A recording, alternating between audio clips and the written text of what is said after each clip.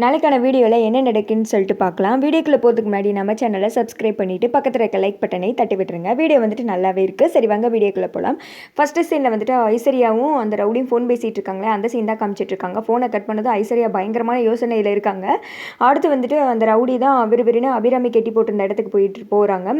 ஏய் உங்களை அந்த பொண்ணுங்க இருக்காங்களா, அவங்க வந்துட்டு காட்டி கொடுத்துட்டாங்களாடா, நீங்கள் எதுக்கும் சேஃபாக இருங்க, எக்காரணத்தை கொண்டு வந்துட்டு வெளியிலே போகவே கூடாது, மறைச்சே இருங்க, அப்படி மட்டும் போயிட்டீங்கன்னு வச்சுக்கோங்க, உங்கள் வாயாலே நம்ம இருக்கிற இடத்த வந்துட்டு தெரிஞ்சுக்கிடுவாங்க, அப்புறம் பிரச்சனை நமக்கு தான், புரியுதா அப்படின்னு சொல்ல, சரிங்கண்ணே அதெல்லாம் எங்கேயும் போக மாட்டோம் அப்படின்றாங்க. முக்கியமாக ஃபோன் நம்பர் எல்லாத்தையுமே வந்துட்டு ஆஃப் பண்ணி வைங்க அப்படின்ற மாதிரி சொல்லிடுறாங்க. அடுத்து வந்துட்டு கார்த்தியும் இன்ஸ்பெக்டர் இருக்காங்களே, அவங்களும் தான் காமிச்சிட்ருக்காங்க. மணியோட ஒய்ஃபை தேடி தான் போகிறாங்க. அவங்க வந்துட்டு ப்ரெக்னெண்ட்டாக இருக்காங்க போல், ஹாஸ்பிட்டலில் செக்கப்புக்காக வந்துட்டு அட்மிட் ஆகிடுக்காங்க.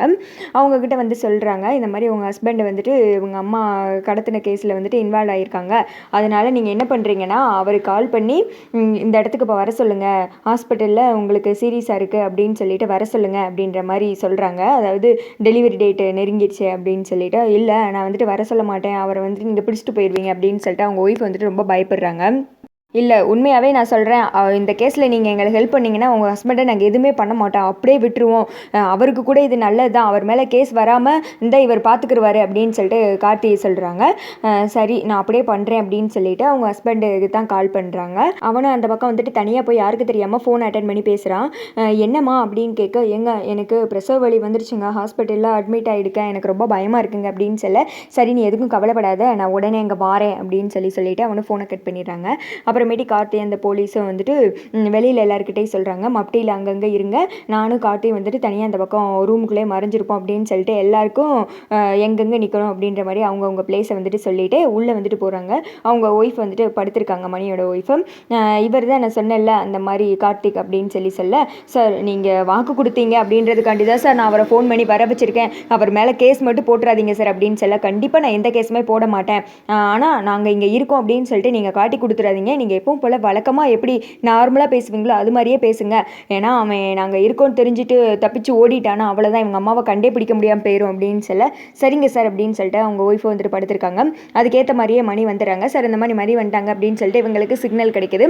ஸ்ட்ரெயிட்டாக வந்துட்டு அந்த ரவுடி வந்துட்டு ரூமுக்குள்ளே தான் வர்றாங்க. வந்ததுமே அவங்க ஒய்ஃப் வந்துட்டு படுத்திருக்காங்க. எங்கே அப்படின்னு சொல்லிட்டு, யாரும் சொல்லாத அப்படின்னு சொன்னால் தான் நம்ம கண்ணு வந்துட்டு காட்டி கொடுக்குமே, திருட்டு மொழி முழிச்சுக்கிட்டு இருக்கு அந்த லேடி படுத்துக்கிட்டு.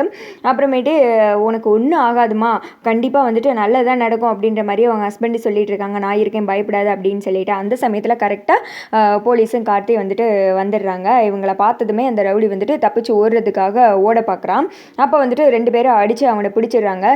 டே உண்மையை சொல்லுடா, உண்மையை சொல்லு, உங்கள் அம்மாவை எங்கே மறைச்சி வச்சுருக்கீங்க, உண்மையை சொல்லு அப்படின்னு சொல்ல, சார் எனக்கெல்லாம் தெரியாது, யாரை பற்றி கேட்டுட்டு இருக்கீங்க, எனக்கு ஒன்றும் புரியல அப்படின்னு சொன்னேன். என்னது ஒன்றும் புரியலையா, இவனை இப்படி சும்மா விடக்கூடாது, உள்ளே கொண்டு போய் நொக்க பிதுக்குனா தான் இவன் சொல்லுவான் அப்படின்னு சொல்லிட்டு போலீஸ்காரங்க வந்துட்டு மிரட்டுறாங்க. அப்போ கார்த்தி சொல்கிறாங்க, இங்கே பாருங்கள், உங்கள் மேலே எந்த பிரச்சனையுமே வராமல் நான் பார்த்துக்கிறேன், உங்கள் ஒய்ஃபுக்காண்டி தான் நான் ரொம்ப சாஃப்டாக பேசிகிட்டு இருக்கேன், என் அம்மாவை எந்த இடத்துல வச்சுருக்கீங்க அப்படின்னு மட்டும் சொல்லுங்கள், உங்களுக்கு இந்த கேஸுக்கு வந்துட்டு சம்மந்தம் இல்லாமல் எல்லாத்தையுமே நான் கிளியர் பண்ணி விடுறேன் அப்படின்னு சொல்லிட்டு கார்த்தி சொல்ல, அந்த ரவுடி வந்துட்டு யோசிக்கிற மாதிரி காமிச்சிட்டு இருக்காங்க. அவங்க ஒய்ஃப் வந்துட்டு எங்கே சொல்லிருங்க அப்படின்ற மாதிரி ரொம்ப ஃபீல் பண்ணி அழுகிறாங்க.